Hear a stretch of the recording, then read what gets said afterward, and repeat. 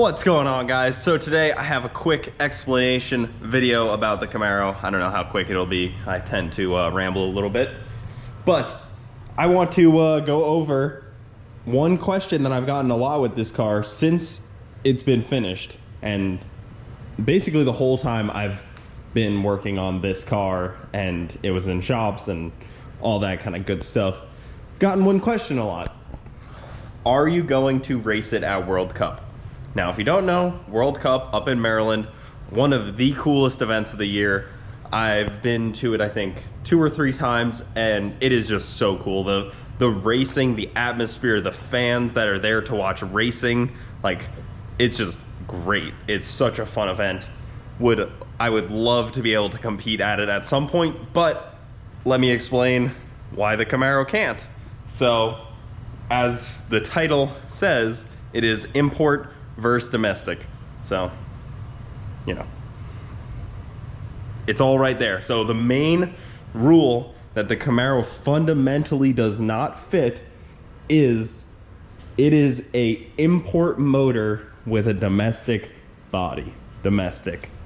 Let me just show you guys. Domestic. Somewhere right over, yeah, there you go. Manufactured by General Motors of Canada.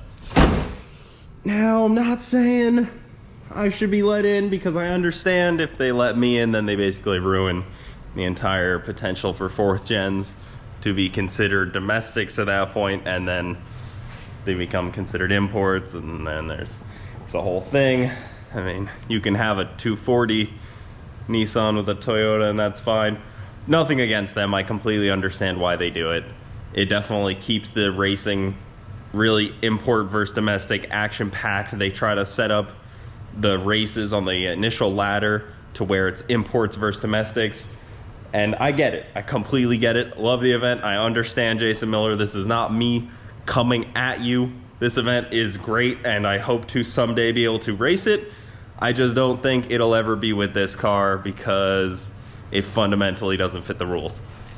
But for a minute, let's humor it and say this car fits the rules for an import, because we would have to go for import because they set up the rules based on turbo size, engine size, nitrous, 6-cylinder, that kind of stuff. So let's sit down and go through the rule breakdown and how much I would have to weigh and everything. So this car, as it sits, has a 86mm precision turbo, and it has a 3-liter 2JZ 6-cylinder stock block, and it weighs roughly 3,100 pounds, 3,200 pounds with me in it. Just keep those in mind. Now let's go look at the rules. All right, so for argument's sake, let's go through the rule book for the class I would run, what size turbo I could have, at what weight, nitrous, that kind of stuff. So for World Cup, you have to send a photo, video, some kind of photo of a ladder that shows your car and the ET that it's been. So you'd have to send something like that to be allowed in, because they don't want people that don't fit the class or, you know, aren't fast enough to sign up. So they keep it very exclusive in a way. So my best time that I have a time slip of right up here is a 780 at 176 mile an hour, doesn't matter. So the class that I would run would be Wild Street. So here is the breakdown, and Wild Street you can see is 790 or quicker. Sorry, Wild Street is 780 or quicker, so 5.0 in the 8th for the first round, which was today, of registration. So I would have to send them a 780 video time slip. No problem, done that. That's an easy one. But let's talk about the combination I would have to come out with to run Wild Street. Here is the Wild Street import rules. They change them every year a little bit to you know, try to keep the class competitive. I basically fit everything besides when it comes down to what you need. So that's me. I would be basically top of the combination. Not even. I still don't even fit this, honestly. So 6-cylinder, rear-wheel drive, auto, max T4 on the turbo. 82.9 millimeter turbo is the biggest I could have, being auto. So you see manual can have an 88.9, which is bigger than I have. But so basically my two trim options would be either 76 or an 82. So for nitrous is okay, but I'd have to weigh either 3,350 with a 76 or 3,600 with an 82. So smaller turbo and more weight for me to be able to get into this class, which is insane. I mean, that's just wild. And there is rules on how much nitrous you can spray, I believe, somewhere. And then there is a couple of things you can do to pull some weight off. So if you have a cast inducer wheel on your turbo, you can deduct 100 pounds. If you're not using nitrous rear-wheel drive car, you can deduct 250 pounds. Clutchless sequential, add 150 pounds. So none of those would apply to me. I run a billet wheel.